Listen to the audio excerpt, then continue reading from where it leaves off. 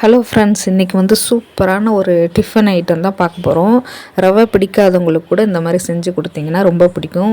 அதுக்கு முன்னாடி இந்த வீடியோவுக்கு ஒரு லைக் கொடுத்துட்டு பாருங்கள். இப்போ ஒரு கப் ரவையை எடுத்துக்கிட்டு கொஞ்சம் தண்ணி ஊற்றிக்கோங்க. ஊற்றி ரவையை கொஞ்சம் நேரம் ஊற விடுங்க. ஒரு 10 நிமிஷம் ஊற விட்டோம். ஊறின பிறகு இந்த மாதிரி நல்லா திக்காயிரும். உங்களுக்கு உடனே செய்யணும் அப்படின்னா நீங்கள் சுடுதண்ணி ஊற்றி கூட நீங்கள் இந்த மாதிரி ஊற வச்சுக்கலாம். சுடுதண்ணி ஊற்றிட்டிங்கன்னா உடனே நல்லா ஊறி வந்துடும். இப்போ இதை நல்லா கலந்து வச்சு நீங்கள் ஒரு மூடி போட்டு ஒரு 10 நிமிஷத்துக்கு மூடி வச்சுடுங்க. இப்போ நம்ம அதுக்கு தாளிக்கிறதுக்கு உண்டான இதை பார்க்கலாம். கொஞ்சம் எண்ணெய் ஊற்றிக்கோங்க. எண்ணெய் ஊற்றிட்டு கடுகு போட்டுக்கோங்க. கடுகு போட்டுட்டு இதில் கொஞ்சோன்னு உளுந்து போட்டுக்கோங்க. உளுந்து போட்டுட்டு ஒரு ஸ்பூன் கடலைப்பருப்பு போட்டுக்கோங்க. கடலைப்பருப்பு போட்டு நல்லா செவக்க வருங்க. நல்லா செவந்து வரணும். கடலைப்பருப்பும் உளுந்து நல்லா செவக்க வந்த பிறகு இப்போ நம்ம இதுக்கு இதில் உங்களுக்கு தேவையான அளவு கருவேப்பிலை நிறைய போட்டுக்கோங்க. கருவேப்பிலை போட்டிங்கன்னா ரொம்ப ரொம்ப டேஸ்ட்டாக இருக்கும். நிறைய கருவேப்பிலை போட்டுக்கோங்க. போட்டுட்டு அதை நல்லா ஃப்ரை ஆகட்டும். நல்லா வதக்கி விட்டுருங்க. அதுக்கு பிறகு பச்சை மிளகாவை குட்டி குட்டியாக கட் பண்ணி அதோடு சேர்த்துக்கோங்க. சேர்த்துட்டு நல்லா வதக்கி விட்டுருங்க. இப்போ பச்சை மிளகாய் நல்லா வதங்கிருச்சு. இப்போ நம்ம ஒரு கப் வெங்காயம் பொடி பொடியாக நறுக்கி வச்சுருக்கோம். அதை போட்டு நல்லா வெங்காயம் நல்லா வதங்குற அளவுக்கு நல்லா வதக்கி விடுங்க. வெங்காயம் நல்லா வதங்கட்டும். அது வதங்குறதுக்காக கொஞ்சோண்டு உப்பு சேர்த்துக்கலாம். உப்பு சேர்த்து நல்லா வதக்கி விடுங்க. வெங்காயம் நல்லா வதங்கின பிறகு ஒரு கேரட், நல்லா பெரிய கேரட்டை எடுத்து நான் துருவி வச்சுருக்கேன். அதையும் சேர்த்து போட்டு நல்லா வதக்கி விடலாம். கேரட்டை நல்லா வதக்கி விடுங்க. கேரட்டை நம்ம இதோட சேர்க்கும்போது ரொம்ப டேஸ்ட்டாக இருக்கும். சுவை சூப்பராக இருக்கும்.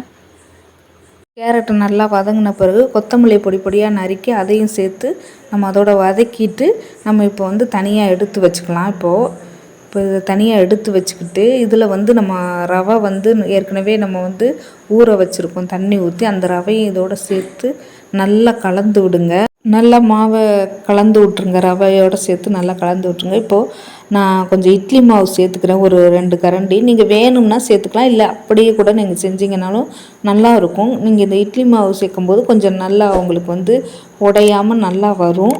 கொஞ்சம் சேர்த்துக்கோங்க. இட்லி மாவு சேர்த்து நல்லா கலந்து விட்டுருங்க. கடைசியாக தேங்காவை நல்லா திருவி இதோடு நல்லா சேர்த்துக்கோங்க. எவ்வளோ உங்களுக்கு பிடிக்குமோ அவ்வளோவுக்கு தேங்காயை நல்லா திருவி சேர்த்துக்கிட்டிங்கன்னா ரொம்ப டேஸ்ட்டாக இருக்கும். நல்லா வாசமாகவும் நல்ல டேஸ்ட்டாகவும் இருக்கும். உங்களுக்கு தேங்காய் எவ்வளோ பிடிக்குமோ அவ்வளோ சேர்த்துக்கோங்க.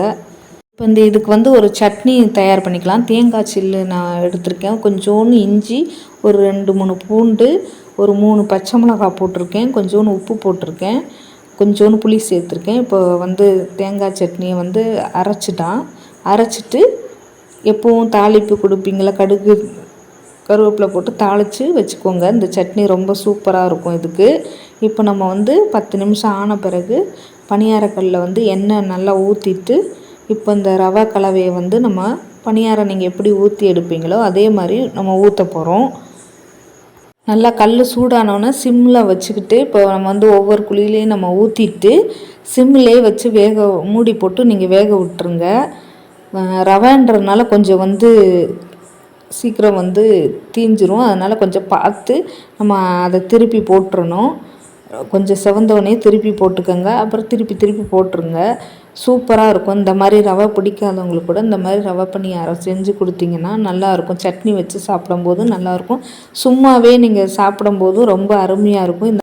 இந்த வீடியோ பிடிச்சிருந்தால் லைக் பண்ணுங்கள், ஷேர் பண்ணுங்கள், சப்ஸ்கிரைப் பண்ணுங்கள். பக்கத்தில் இருக்க பெல் ஐக்கனை கிளிக் பண்ணி வச்சுக்கோங்க. அப்போ தான் நான் போடக்கூடிய வீடியோ உங்களுக்கு உடனுக்குடன் நோட்டிஃபிகேஷனாக வரும்.